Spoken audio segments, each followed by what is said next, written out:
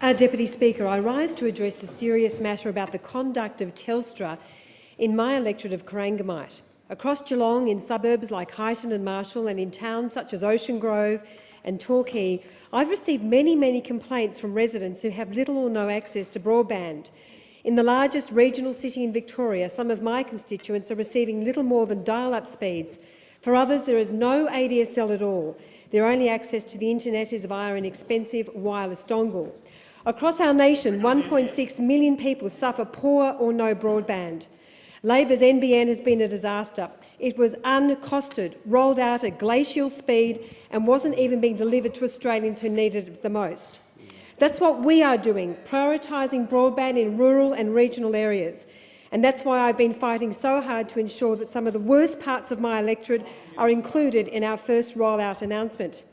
In the meantime, Deputy Speaker, local residents are being overcharged for broadband speeds that Telstra knows it cannot deliver.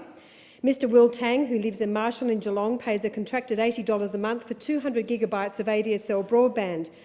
However, most of the time Will receives little more than dial-up speeds. This has been mapped on the government's My Broadband website. Over a month, Will can only download about 40 gigs, less than half of what he pays for.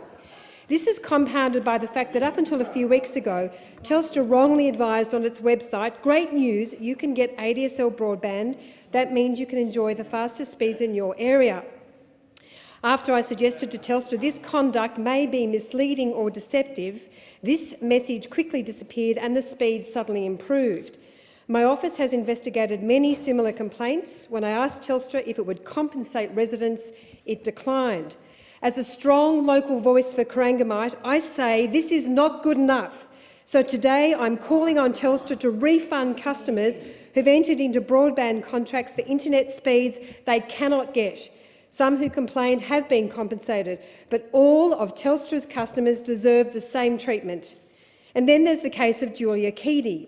Before she bought a house in Ocean Grove, she entered the address of the property on Telstra's website and was advised that ADSL was available.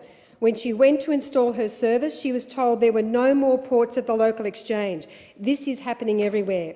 I do note that Telstra's investment in its network has waned because Labor promised the NBN 7 years ago.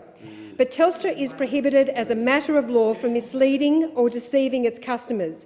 Telstra should not be telling prospective customers it can deliver when it can't, and it should not be charging for a service or selling a product when it knows it cannot provide.